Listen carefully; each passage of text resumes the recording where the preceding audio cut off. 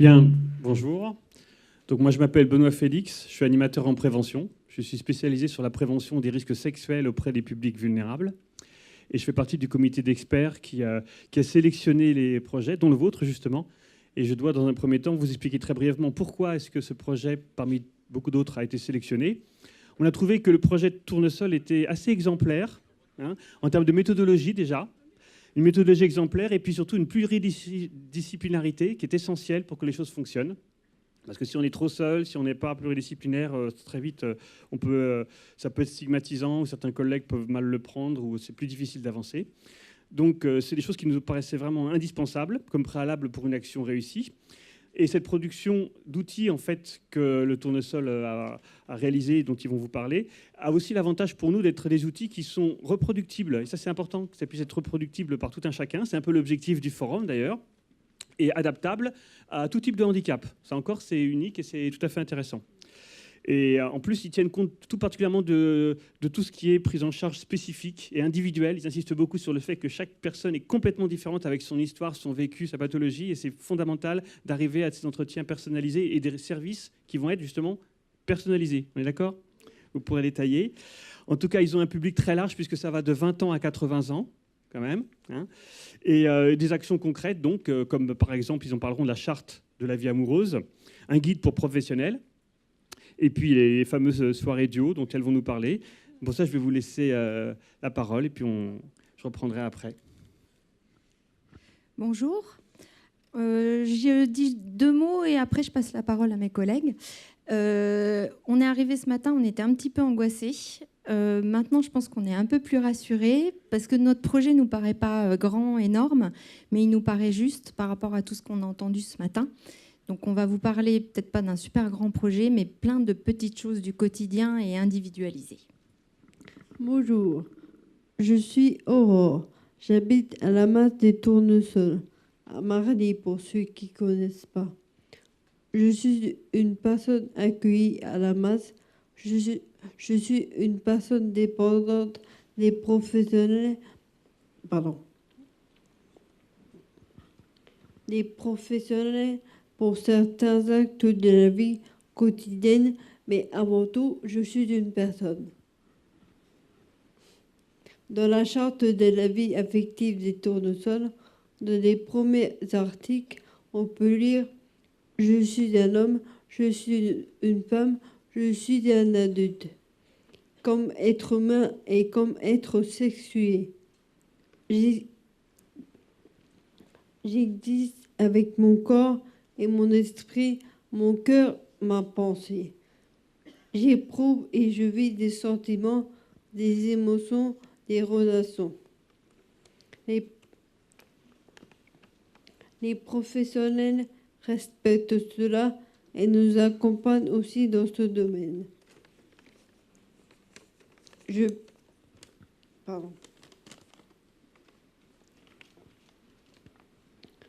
Je peux m'exprimer et solliciter les professionnels avec lesquels je me sens en confiance.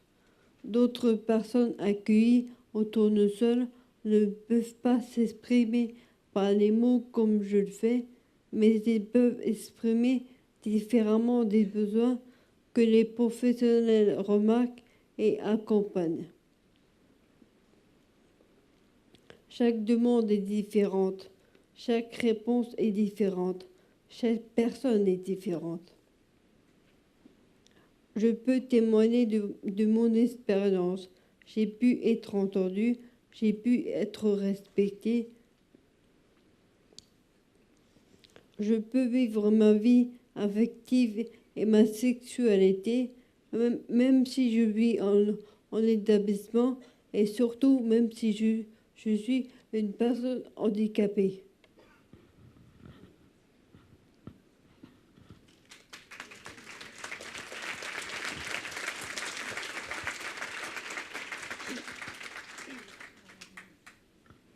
Alors, pourquoi faire ? Quand on a commencé à travailler sur le sujet de la vie affective et sexuelle, il a d'abord fallu nous décider sur les orientations que nous allions prendre. On a traité d'abord des demandes qui étaient formulées comme des demandes qui émanaient de Aurore. Et il y avait aussi d'autres demandes du passé, parce que ce n'est pas parce qu'on a commencé à vouloir traiter le sujet qu'il existait seulement.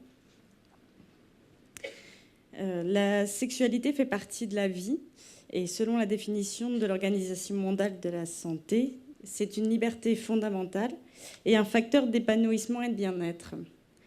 Comme notre accompagnement auprès des personnes porte sur tous les aspects de la vie, nous avons décidé que le meilleur moyen que nous avions de respecter les personnes accueillies dans ce domaine, c'était d'en parler.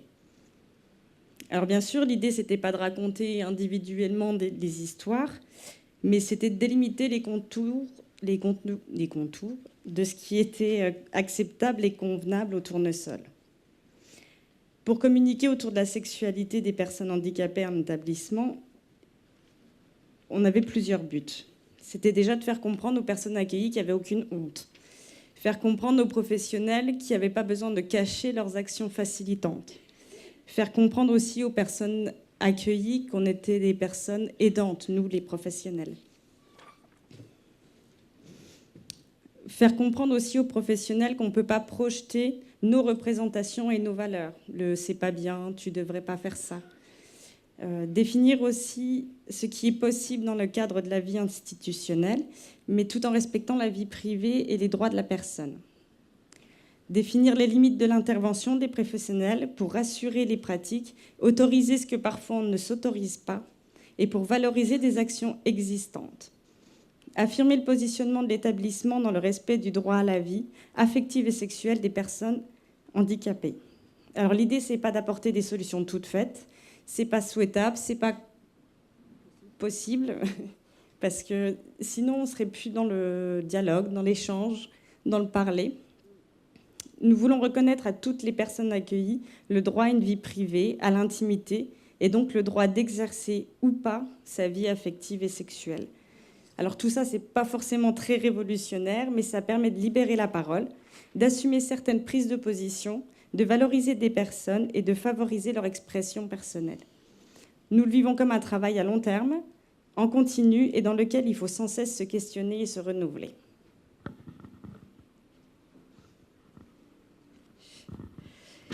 Donc maintenant, comment on a fait tout ça ? Donc l'histoire, elle commence en 2011. Elle existait avant nous, l'histoire, mais le travail qu'on vous propose de vous présenter aujourd'hui, c'est depuis 2011. On a commencé à se réunir, à faire un groupe de travail pluridisciplinaire, comme on l'a dit tout à l'heure, pour aborder tous les aspects de la question, pour écrire un guide de bonne pratique. Une fois qu'il a été écrit, présenté, il fallait le porter, l'assumer. Donc depuis 2011, il y a un groupe de personnes ressources, on l'appelle groupe ressources dans l'établissement. On est 3 membres aujourd'hui. Un groupe ressources pour faire le relais entre les professionnels, les personnes accueillies, traiter les situations et puis chercher des ressources à l'extérieur, comme un petit peu ce qu'on est venu faire aujourd'hui ici aussi. Nos outils, c'est aussi l'ouverture vers l'extérieur de l'établissement. Les Tournesols, c'est un établissement médico-social qui englobe un foyer d'accueil spécialisé, une maison d'accueil spécialisée et un foyer d'accueil médicalisé, tout dans le même bâtiment, ouvert vers l'extérieur, où chaque personne peut exercer sa citoyenneté. On parlait ce matin des difficultés d'aller au cinéma, de rencontrer, d'aller au resto. Voilà, ça, c'est des choses qu'on essaye de valoriser aussi. Et toujours de faire des projets au bénéfice des personnes accueillies. On a pris le parti, là, sans vous dévoiler la vie intime des personnes, de vous raconter quelques histoires de personnes dans l'établissement, histoires que le groupe ressources a pu accompagner et les professionnels ont pu accompagner. Donc, c'est des histoires qui ne sont pas forcément extraordinaires, qui vont ressembler à des histoires qu'on connaît, qu'on a vécues, qu'on rencontrera à un moment. Mais c'est notre quotidien. C'est des situations qui nous font réfléchir, d'où émergent des solutions qu'il faut dynamiser, continuer, puis qui nous poussent à continuer pour chercher des solutions adaptées à la différence de chaque personne. Donc, je commence par une histoire en quelques lignes de Monsieur C, qui habitait avec sa compagne pendant des années. Un accident de vie fait qu'il arrive et qu'il vit maintenant. Il est accueilli en maison d'accueil spécialisée. Sa femme, elle n'est pas accueillie à la maison d'accueil spécialisée. Donc, ils avaient une vie de couple. Et une fois que cette nouvelle vie s'installe, que devient leur vie sexuelle, que devient leur vie de couple. Ça nous interroge. Après discussion avec les personnes intéressées, l'équipe, discrètement, sans que ça soit écrit dans les transmissions et qu'on en fasse toute une histoire non plus, a réussi à adapter des temps dans la partie privée de ce monsieur, donc sa chambre dans l'établissement, des moments où il puisse accueillir sa compagne. Donc voilà, ça c'est un petit morceau de vie au tournesol.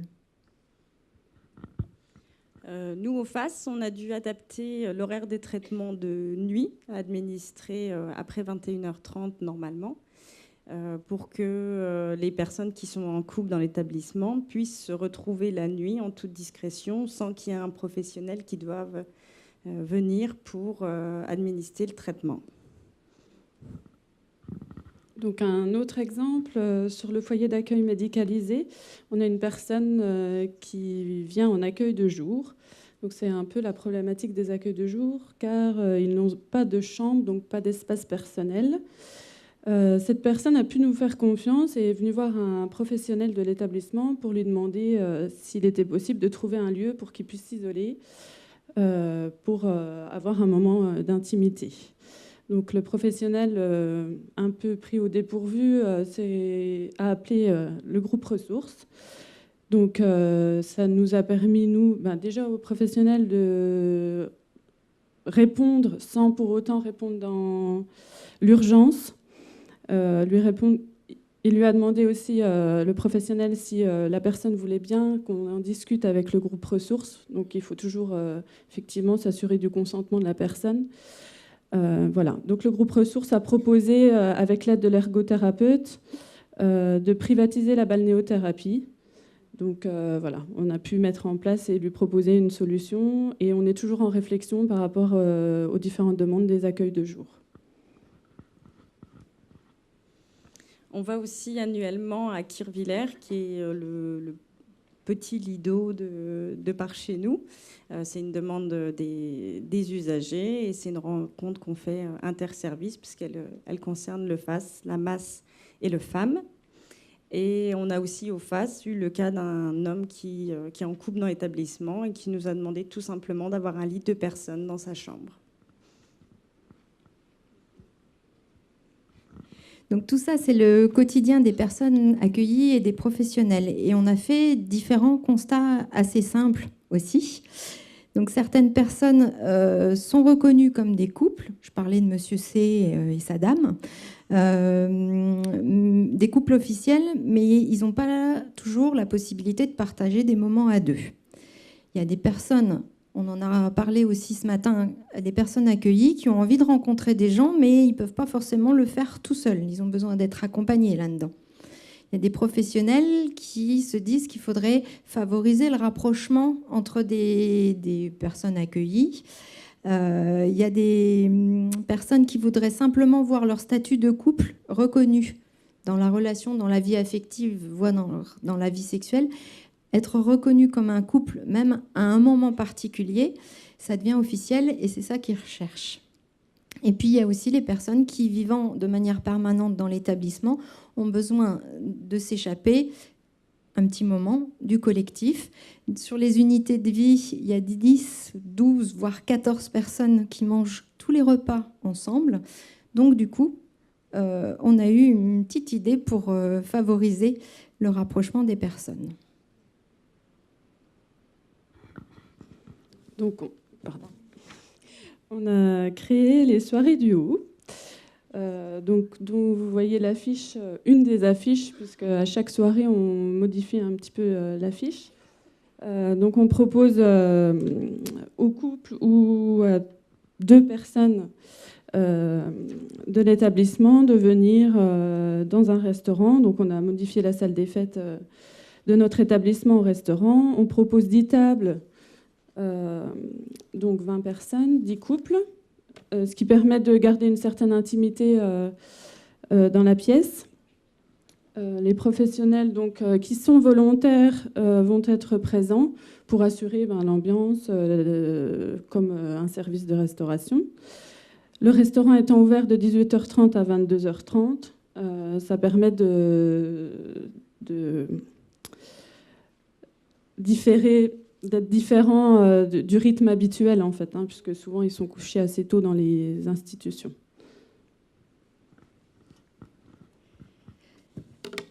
Donc, ça permet aussi de développer des actions interservices pour que les professionnels, puisque notre objectif, c'est pouvoir parler la vie affective et la vie sexuelle avec les professionnels pour que ça puisse être diffusé, on rappelle la lumière, puisse être diffusé dans tout l'établissement et qu'on puisse y voir des bénéfices. Donc, en termes de bilan, et peut-être dans les questions, on vous parlera plus des soirées, en termes de bilan, on a des retours positifs des professionnels, on a des retours positifs des personnes accueillies. Il y a des personnes qui en redemandent. Voilà, on a des professionnels qui se proposent pour venir être volontaires dans ce type de soirée. Et on a développé maintenant des nouvelles idées. On vous en parlera peut-être dans un autre forum. On voudrait changer le modèle aussi et plus faire que des invitations et possibilités chez nous. On voudrait faire des rencontres interétablissements par le biais de ces soirées du haut. Voilà. Voilà. Donc les indispensables, on n'a peut-être plus forcément le temps, mais ne pas nier les questions, ne pas les aborder dans l'urgence, c'est tout ce qu'on vous a expliqué tout à l'heure déjà. La proximité mesurée, donc le respect, l'éthique, on en parle depuis ce matin, et savoir se positionner comme un tiers, parce que dans ces relations, on est forcément tiers. Voilà. Et les freins. Nous, ce qui nous aide dans la mise en place de ces actions, c'est qu'il y a un paragraphe dans le projet d'établissement qui affirme déjà qu'on va respecter l'intimité, on va développer l'aspect vie affective, relationnelle et sexuelle dans l'établissement. Ça nous aide aussi à inscrire On a une référence au guide de bonne pratique dans les avenants au contrat de séjour, c'est-à-dire les projets individualisés des personnes de l'établissement, ce qui nous oblige, au moins entre professionnels, à parler de cet aspect de l'accompagnement de la personne. Voilà. Donc tout ce travail, on le fait pour faire tomber les représentations sur sexualité et handicap. Et notre prochain travail aussi, c'est le travail avec les familles, leur positionnement par rapport aux personnes accueillies, et puis toujours le travail avec la formation des professionnels.